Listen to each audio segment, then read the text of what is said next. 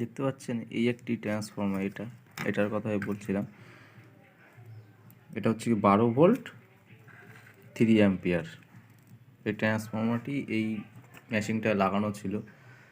তো এই ট্রান্সফর্মার থেকে এসি যখন আমি এখানে লাইন করছি, ইনপুট দিচ্ছি, তখন এখানে এসি 13 থেকে 14 ভোল্ট আসছিল। মানে এই তার দুটো লাগানো ছিল। এই দেখতে পাচ্ছেন, এই যে এটা হচ্ছে তামার একটি তার, এই তার দুটো এখানে লাগানো ছিল।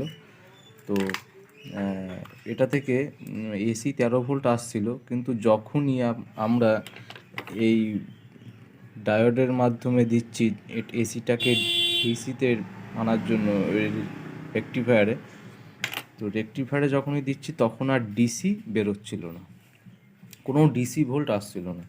এবার যে কোনো লোক এই ট্রান্সফর্মারটিকে ফেলে দেবে, এই ট্রান্সফর্মারটি খারাপ আছে, ফেলে দেবে।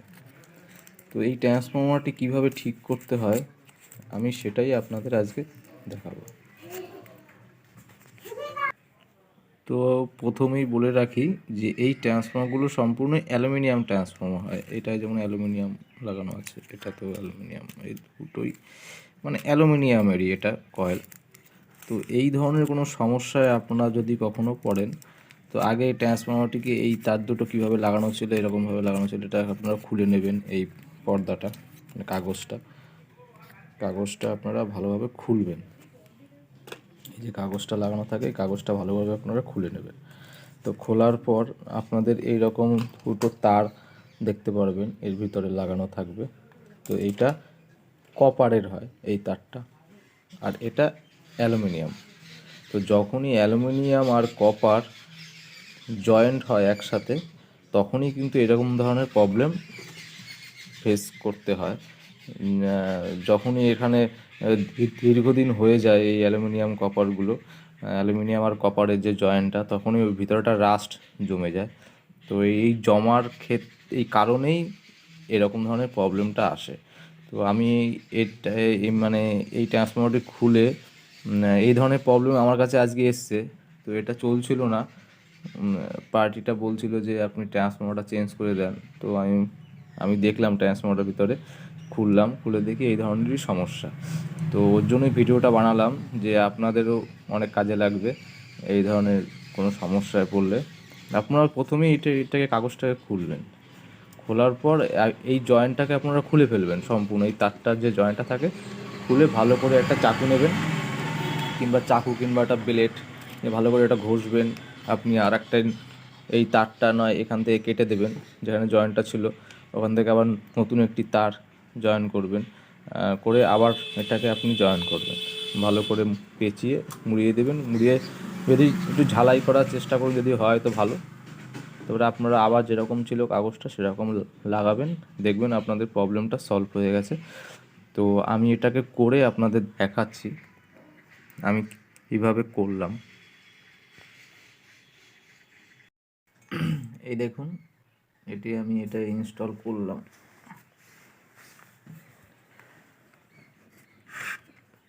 আমার এই ট্রান্সফর্মারটি এইখানে আমি করে দিয়েছি।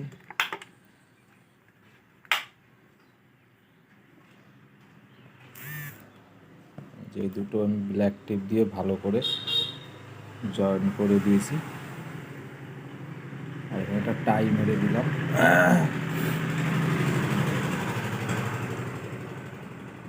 আর এটি এখন সম্পূর্ণ ওকে, এটিতে কোনো রকম সমস্যা নেই। আমি একবার লাইন দিয়ে দেখাচ্ছি, লাইন এসছে।